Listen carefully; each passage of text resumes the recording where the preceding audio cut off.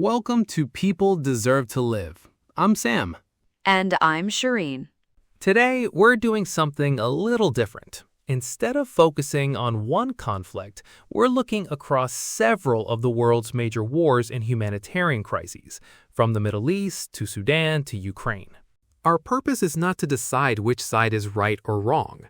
We're focusing on the people living through these conflicts, those who've been killed or injured, families forced from their homes, children living without stability, communities losing access to food and water, and humanitarian workers trying to reach them.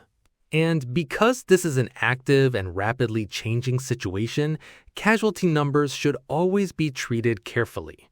Some come from governments, health ministries, military authorities, or humanitarian organizations, and independent verification is not always possible during war. And today, August 19th, is also World Humanitarian Day. It comes at a particularly difficult moment for aid workers. According to figures cited by the United Nations, 907 humanitarian workers were killed, injured, or kidnapped worldwide in 2025, including 350 who were killed. Gaza was the deadliest location for aid workers that year. So let's begin with the Middle East. The Middle East is no longer dealing with one isolated conflict.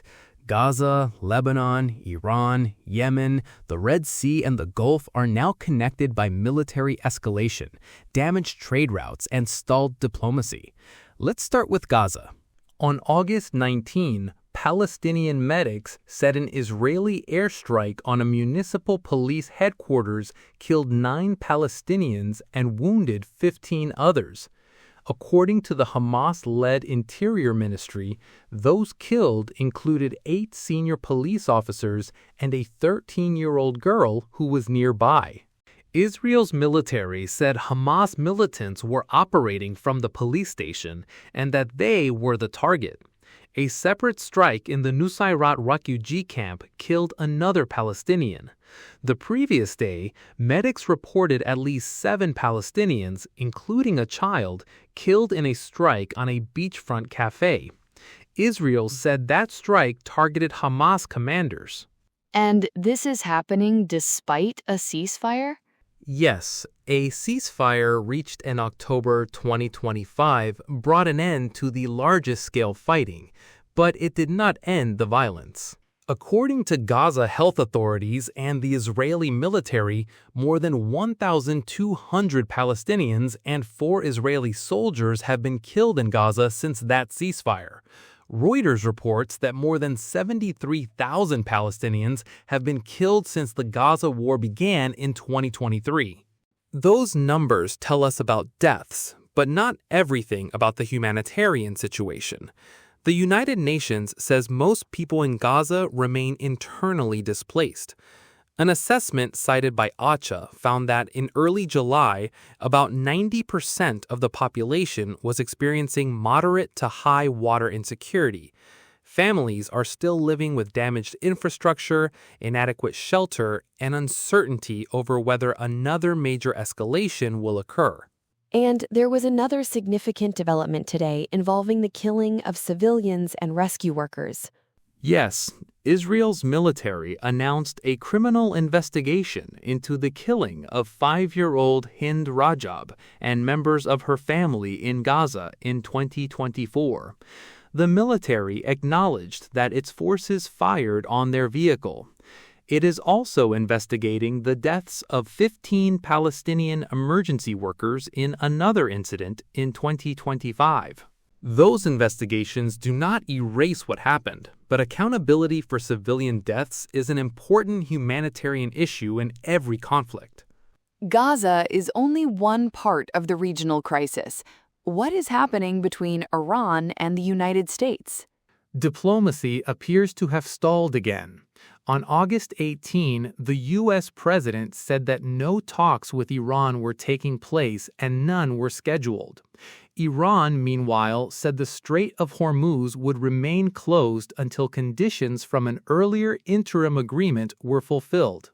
The conflict began with U.S. and Israeli attacks on Iran on February 28 and has since spread through military bases, shipping routes, and allied armed groups across the region. Thousands of people have been killed in Iran during the conflict, although an updated, independently verified civilian total is difficult to establish.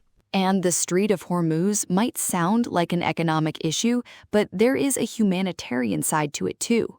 Exactly. Shipping through the strait has slowed dramatically.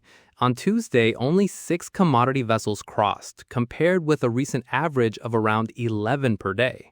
This matters because disruptions in major shipping routes can increase the cost of fuel, transportation, food, fertilizer, and medicine, not only in the countries fighting, but much farther away. And Iran itself is experiencing severe economic pressure. Reuters reported this week that the conflict has damaged infrastructure, disrupted trade, and intensified inflation and food price pressures for ordinary Iranian families. Lebanon has also suffered heavily from the wider regional war. It has. Between March 2 and June 14, Lebanon's health ministry reported 3,783 people killed and 11,699 wounded. The dead included 247 children, 363 women, and 133 healthcare workers. Those figures do not distinguish fully between civilians and combatants. More than 1.2 million people were displaced during the fighting, and even after the ceasefire, returning home does not necessarily mean returning to normal life.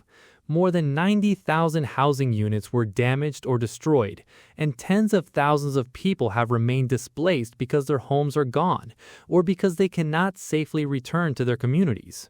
So even when the bombing stops, the humanitarian crisis doesn't simply stop with it. Exactly. A ceasefire does not rebuild a house. It does not restore a destroyed business, replace years of lost income, repair a hospital, or remove the trauma experienced by a child. There is also still a major political and security disagreement over southern Lebanon. Israel says its full withdrawal is tied to Hezbollah's disarmament, while Hezbollah says disarmament cannot move forward while Israeli forces remain in Lebanese territory. That stalemate makes the return of displaced civilians and reconstruction more uncertain. And then there's Yemen, where people were already living through a humanitarian crisis long before this latest regional escalation. Yes, the United Nations warned on August 13th that Yemen now faces its greatest risk of returning to large-scale war since the 2022 truce. More than one-half of Yemen's population is experiencing acute food insecurity, and around 6 million people are at emergency levels of food deprivation, close to famine conditions. At the same time, attacks on shipping and renewed fighting are increasing the danger. The Houthis said on August 17th that they attacked a Saudi military vessel and 4 escort ships in the Red Sea. Saudi authorities had not immediately confirmed that claim. Earlier attacks on commercial shipping have already killed crew members and rescuers. So again, behind the military story is another story: food insecurity, displacement, damaged health services, and millions of people who have lived with conflict for more than a decade. Let's move to Sudan. Sometimes Sudan receives less international attention, but the scale of suffering there is enormous. It is. The war between the Sudanese armed forces and the Rapid Support Forces began in April 2023. It has produced one of the world's largest displacement and hunger emergencies. One of the areas causing the greatest concern now is Kordofan, especially the city of Al Obeid. On August 12th, a renewed series of drone and ground attacks struck El Obeid and other areas. 8 drone strikes in El Obeid killed at least 2 people and injured others. Around 500,000 people are currently in the city, including approximately 100,000 displaced people. There are fears that another major battle could put a very large civilian population in danger. But hunger may be just as dangerous as the fighting itself. Yes, The UN-backed Integrated Food Security Phase Classification estimated that about 19.5 million people in Sudan are facing acute hunger. Around 135,000 people were assessed to be experiencing catastrophic levels of hunger, while about 825,000 children are expected to suffer severe acute malnutrition. The same reporting said that drone warfare has increasingly affected civilian infrastructure, including markets, hospitals, and power stations. And displacement isn't only being caused by fighting. Correct. Heavy seasonal rains and flooding are adding another layer to the crisis. The International Organization for Migration reported this week that around 200,000 people have been newly displaced as fighting and flooding intensified. That means a family may escape gunfire, only to arrive somewhere with no secure shelter, limited food, contaminated water, and the possibility of being displaced again. Sudan's crisis is not simply a battlefield story. It is a crisis of hunger, disease, displacement, destroyed livelihoods, and limited humanitarian access. And because aid organizations themselves face insecurity and severe funding shortages, reaching people who need help has become increasingly difficult. Now to Ukraine, where the civilian toll has risen sharply again. According to the United Nations, July 2026 was the deadliest month for civilians in Ukraine since May 2022. The UN Human Rights Monitoring Mission verified at least 437 civilians killed and 2,610 injured during July alone. That was a 30% increase from June and a 70% increase compared with July of last year. 17 children were killed and 166 injured during July, the highest monthly number of child casualties since April 2022. And there was another major attack just yesterday. Yes, on August 18, a Russian missile attack struck the village of Pechenihi in the Kharkiv region. 10 people were killed and at least 18 injured. The strike damaged homes, a cafe, a post office, several shops, and vehicles. Russia did not immediately comment on that specific attack. Russia and Ukraine both say they do not deliberately target civilians. The growing use of drones is particularly worrying. Today, the UN's humanitarian chief warned after visiting Kherson that drones are threatening not only civilians, but also the humanitarian workers trying to reach them.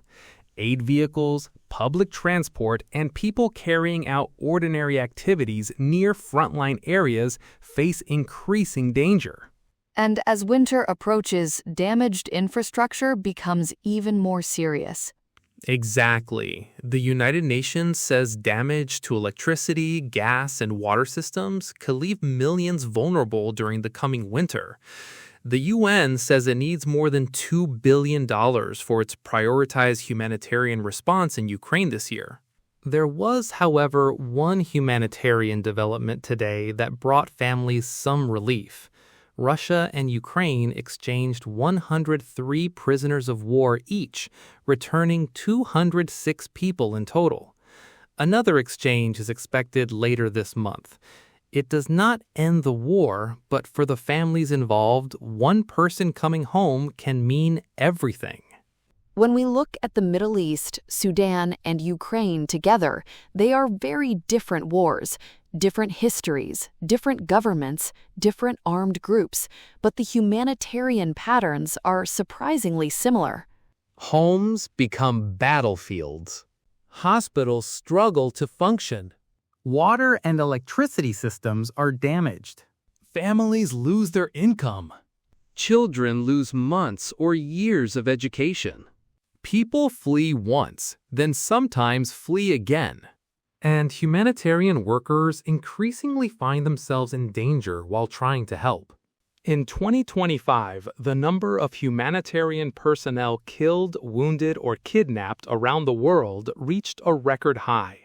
The growing use of inexpensive armed drones has made that work even more dangerous. And that's why numbers alone can never tell the whole story. When we say 1 million displaced, That isn't one event. It's 1 million individual moments of someone closing a door, carrying what they can, leaving a neighborhood, wondering whether their home will still exist when they return. When we say food insecurity, that means parents reducing their own meals so their children can eat.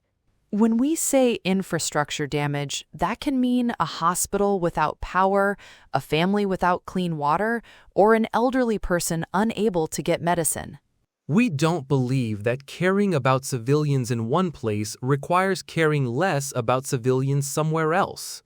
A Palestinian child matters. An Israeli civilian matters. An Iranian family matters. A Lebanese family matters. A Yemeni child matters. A Sudanese family matters. A Ukrainian civilian matters. A Russian civilian matters. Human dignity should not depend on nationality, religion, ethnicity, or which side of a border someone happens to live on. And recognizing the suffering of one population does not erase the suffering of another. Our purpose here is not to ask which tragedy deserves more attention. It is to remember that behind every statistic is a person who wanted essentially the same things most of us want: safety, family, food, a home, health, and a future. This has been People Deserve to Live. We'll continue following these conflicts, not from the perspective of who gained territory or who won a political argument, but from the perspective of the people living through them. Because wherever war happens, civilians deserve protection. And wherever they are, people deserve to live.